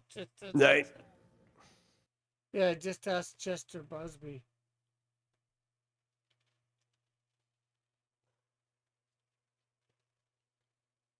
The third, you gotta give the respect to the two Chester Busbys before him that he got his name from. You know. Do we? So. Let me see y'all now. Damn, the eye still messed up. Well, I corrected it some. Oh well, it's not complete. Looks not too bad. That's probably not. It looks like that one ghoul from Fallout New Vegas that I forgot what's his name is. The going to messed up eye. I don't remember. The legs look worse than the eyes. No, legs look fine. Just the eye, just one eye. I think the legs look worse. I think it's yeah. I could tell you one of the reasons why. It's that they're not aligned properly, Yeah. which could fix if you just like took the actual calf muscle and then curved it in, like 3/4 up the boot, so it just came because it looks like her leg is just super thick on one side and not the other because of where the it's connecting on the back. Yeah, I think it's also how I have on the one that's supposed to be behind the other. I think it's how I have the foot. Probably should be bent a little. It's Yeah. also it's probably going over to that direction a little too much or whatever. I'm not sure. Yeah, you want a shortcut for something, Rick? I'm gonna tell you. This is one a lot of people don't know off the top of their head. Though you need to work in your proportions in general. But here's a shortcut. Your feet are really tiny in this image, Yeah. right? Even after increasing the size of your legs, they're really tiny. Yeah. She looks traumatized. Joshua says, "Hey, Joshua, hail Raven." A big shortcut I use all the time, and you can test this yourself at home with your own body. Your foot is on average going to be roughly the size from your wrist to your elbow. Okay. Now, obviously, you have to Yeah. account for foreshortening in an image, but like if you were to bring your foot up heel to toe, line it up with the heel to your elbow, it will be roughly the same size as your forearm. Yeah, I'm doing it right now, and that's correct. Yeah. For me, anyways. Yep. And it is going to be for most people because most people are going to be roughly proportionate to themselves. So when you draw your feet,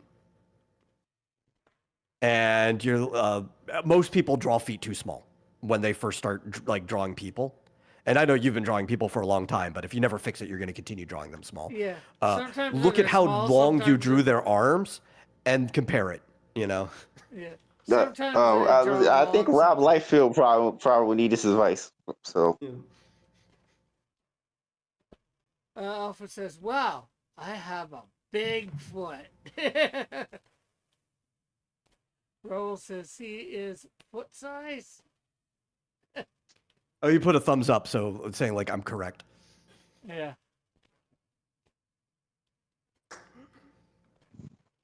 Yeah, well, sometimes I draw. There's my a feet lot of too. anatomy shortcuts that you find because the human body is usually proportionate to yourself.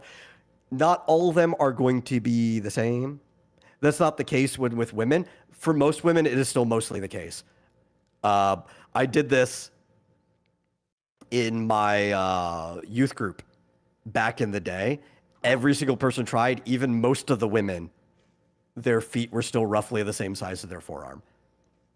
But again, people vary in general, right?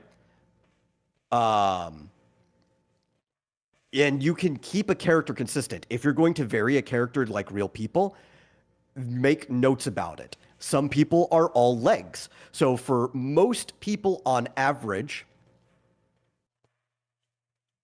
their leg from hip to heel is going to be the same height from crotch to crown. That's my shortcut. Now, some people, though, are more leg than they are torso. So that's not going to line up properly.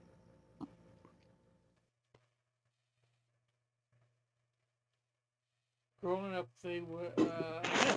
Okay, I disagree with you. So sorry, but disagree with you there. Growing up, they would measure from the elbow to the palm, usually to measure your waist.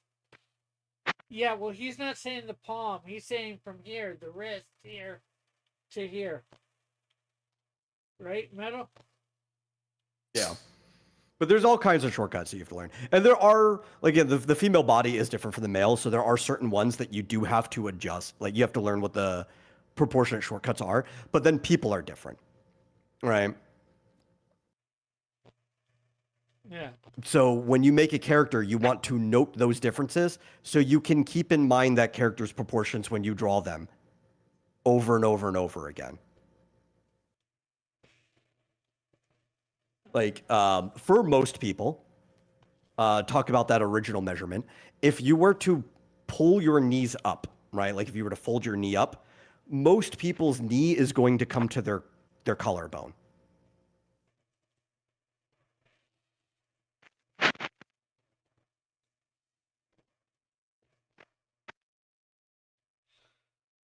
Everyone's just, I don't want anybody to post feet.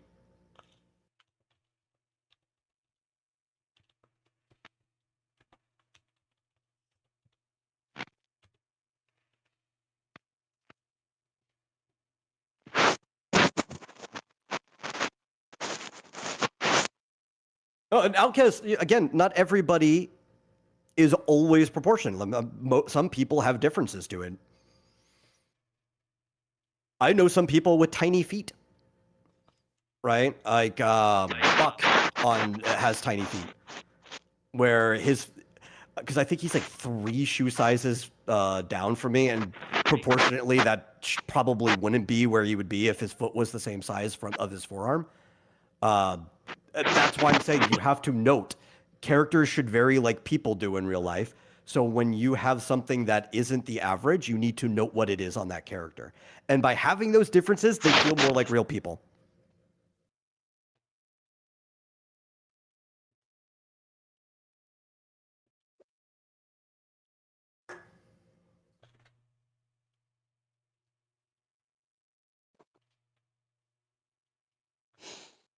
Some people have stumpy little arms in the opposite direction.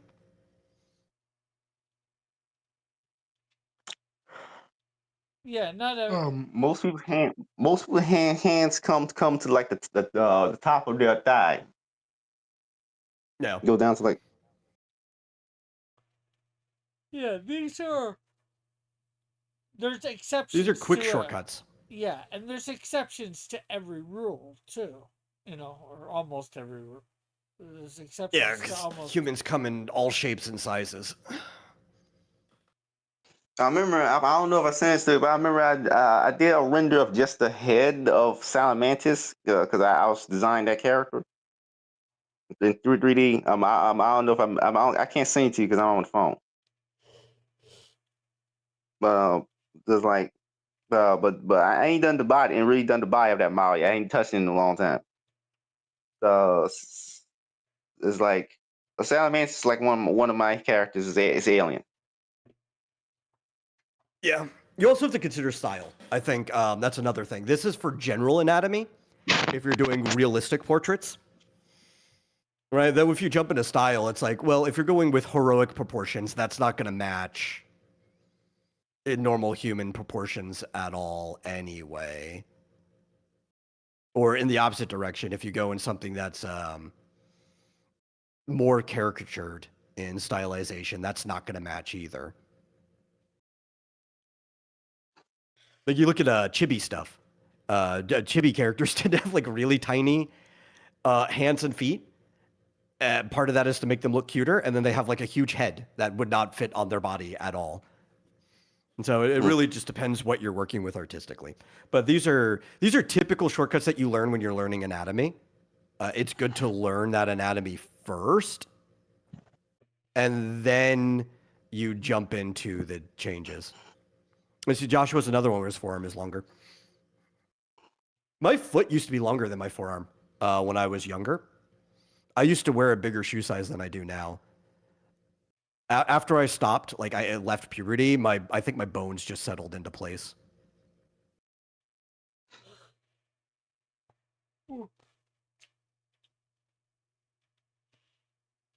Well, I know it's not nowhere near perfect, but it is what it is. My Sailor Saturn.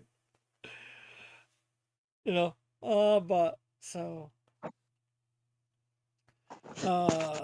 we're at that time again. It's been just over 2 hours now. So Fitzchozo, anything you want to promote? No. Goodbye, everybody. I gotta eat. Okay, later, Fitzchozo. Metal, anything you want to promote? I'm just gonna drop the link for X Dynamis Chaos, as I always do. There you go. That's in chat. Okay. And well, thanks everybody for coming on. It was great having you all here. Thanks everybody in the chat for participating. It was great having you all here talking. It was some good conversation. And if anybody wants to send some money my way, there's a link to donate through Square, Apple Square, in my comments, in my description. So, yeah, if you want to help support Cross Comics. Okay, so bye for now. Have a great night or day, whatever it might be for you. And okay, says good night. All right, you guys have a good night. And then Joshua says, Metal has Street Fighter proportions. Oh, dude, I wish. No, I have narrower shoulders than would be proportionate for my body size. So, we'll see you all later. Good night. God bless. Love you all. See you tomorrow for the silhouette, chill stream, where we're doing some more DC Marvel mashups. God bless.